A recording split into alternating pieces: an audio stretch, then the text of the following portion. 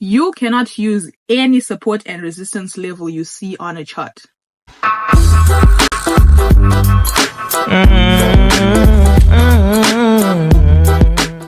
What is up, beautiful traders? How you guys doing? I am doing absolutely lovely, and obviously I have another weekly analysis for you guys. But before we do all of that, I'm going to show you guys a little support and resistance strategy that you can use on any chart of your choice to maximize and improve on your edge in the markets. If you're new to the channel, welcome. We trade Nasdaq over here. If you're returning, welcome back. Don't forget to hit the like button, turn your post notifications, and subscribe to the channel, because you know when we hit 10,000 subscribers, I'm going to be doing a lit giveaway. I'm going to be finding 10 different accounts and giving 10 different people free mentorship. So obviously you don't want to miss that, right? So without wasting a lot of time, we're just going to go straight into the charts. I know that you guys have already learned a lot of support and resistance because that's the basics of forex trading, right? But you can actually make that into a strategy that can actually help you get more profits, right? So in this video, you're going to learn why support and resistance levels are not equal, how to draw accurate support and resistance levels, when you should buy when price comes into a support or a resistance level. But I won't emphasize a lot on that because I did that in the previous video. If you did not watch that, make sure you check it out. The link is going to be in the description below. And obviously a little strategy on how to actually then use all of that information that I'm going to give you guys, right? So we're actually going to use that as the weekly analysis for our Nasdaq, because I want to show you guys that it's actually a strategy that actually works, right? So let's get straight into the charts and get this thing started. So for those of you that like to trade on larger time frames, this is really going to be a lot more easier for you guys because you already understand these levels. And those that like to trade on lower time frame really just have to be a little careful, right? So as you can see, we do have our Nasdaq chart over here. Why? Because you know I like to trade Nasdaq, right? So I'm going to start by deleting every single thing that we have here, including that indicator, because I want you guys to see a little clearer, right? So the first thing that I'm going to talk about is why a support and resistance levels not equal. It's not every support and resistance level you actually want to just trade, right? So if we look at our chart here on 4 hours, right, we do understand that it is on an uptrend, right? And I think you guys are already tired of hearing me talking about the trend. Why? Because you always have to be friends with the trend. So, from what you already know support and resistance levels to be, these are like the horizontal lines that we'll be having, and from up and down, right? We can draw them at any place, but I do like to draw my support and resistance levels where we have a lot of touches, right, in the market. So here it counts, and then I'm going to ignore this one over here because they are too close and take this one, right? So our support is going to be this, and then our resistance is going to be that at the top, right? Why a support and resistance levels not equal, right? So it depends on the trend that you're actually going to be on. You can't tell me that all of these levels are going to be equal, that when market goes to a support level you're going to buy, and when it gets to a resistance level you're going to sell. That makes no sense, right? So you first identify the trend, and then notice that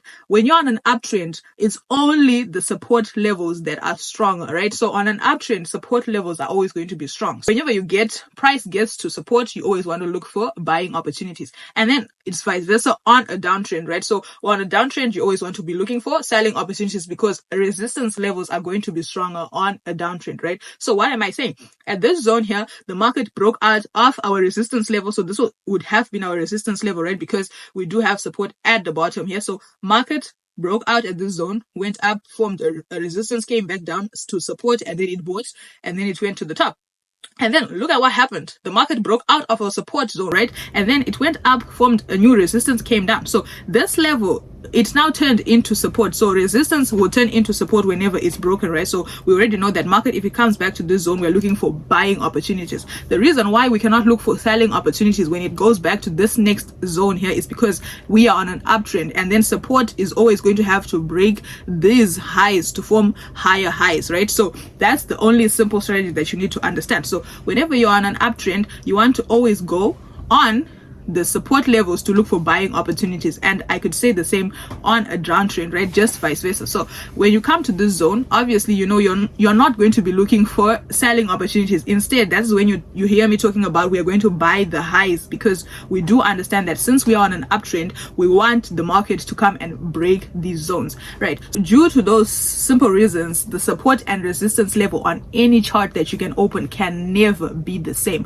It's always going to be strong support on an uptrend and strong resistance on a downtrend. Now you have to know how to identify these strong support and resistance level, because the market is not going to buy forever, right? It always has to get to a certain point and then start reversing the trend and falling, right? So it's not like every day that, it's not all the time that you're just going to come and mark when the market comes to this zone, you're going to buy. When the market comes to this zone, you buy here, you buy here, you buy. Let's say it's reversing. No, that's not how you do it. So how do you draw accurate support and resistance levels, right? So you want to take the first two swing points that you have in the market. What is a swing point? The swing point is when the market comes and then forms, like you see, it always has to retrace, right? We're on an uptrend, the market retraces like this, goes up, it went up, retraces, goes up. So the swing points are these zones right over here. These are swing points, right? Where the market comes and reverses and then continues with the trend, right? So those are our swing points. Cool. So you always want to take the two most recent swing points that you are seeing in the market, or on whatever time frame that you are trading, right? You cannot take all the swing points, because when the market comes to this zone, right, take for example that the market has pushed down from this zone to this zone, this movement over here is no longer an uptrend.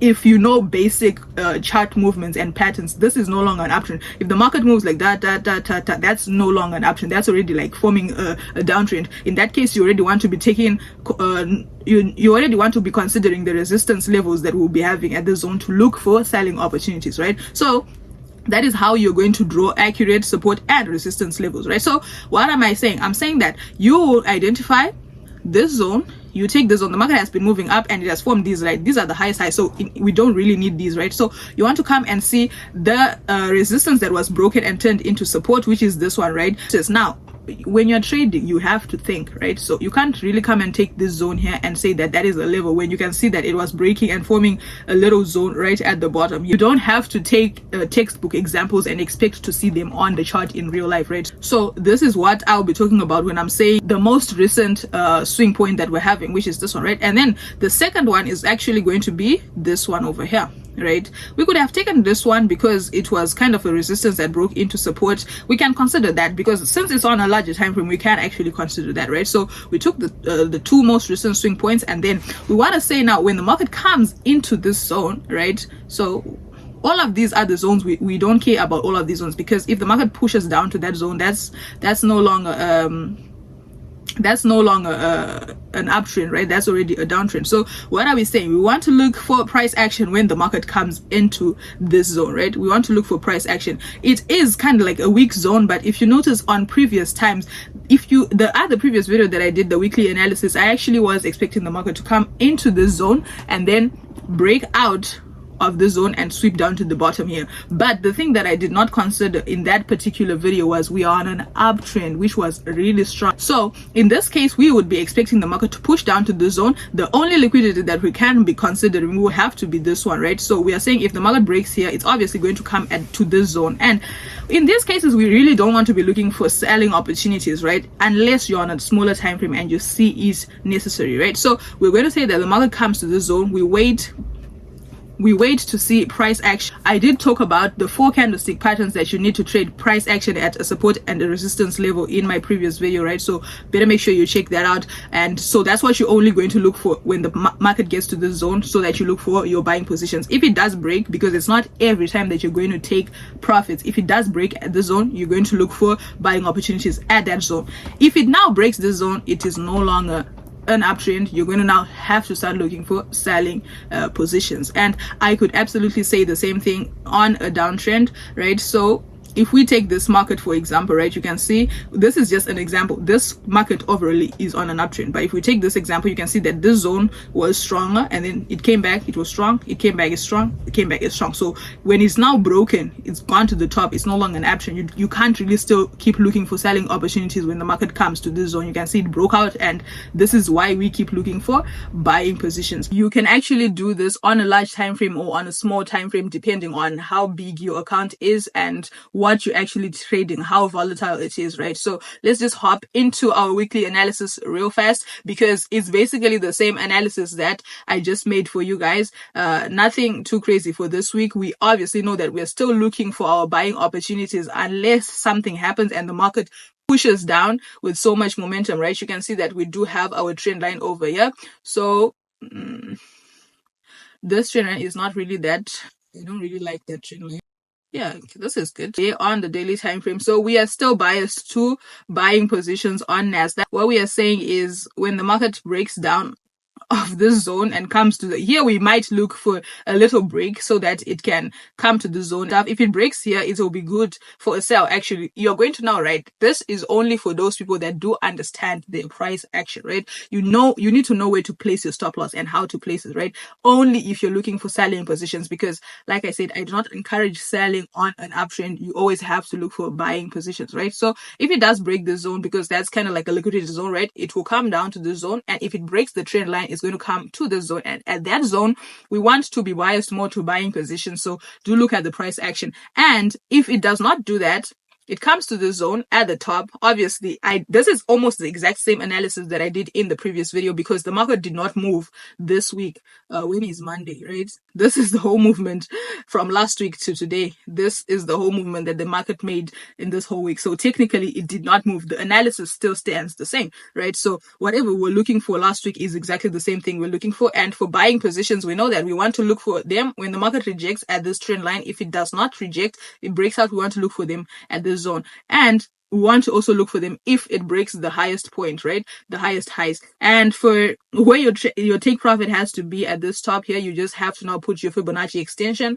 and then take probably the 61 level for your take profit. But that's about it for the strategy that I wanted to show you guys and the weekly analysis. If you did enjoy that video, make sure to hit the like button, turn your post notifications, and subscribe to the channel. You feel me? With that, it's been Tino, and I'm out. Peace.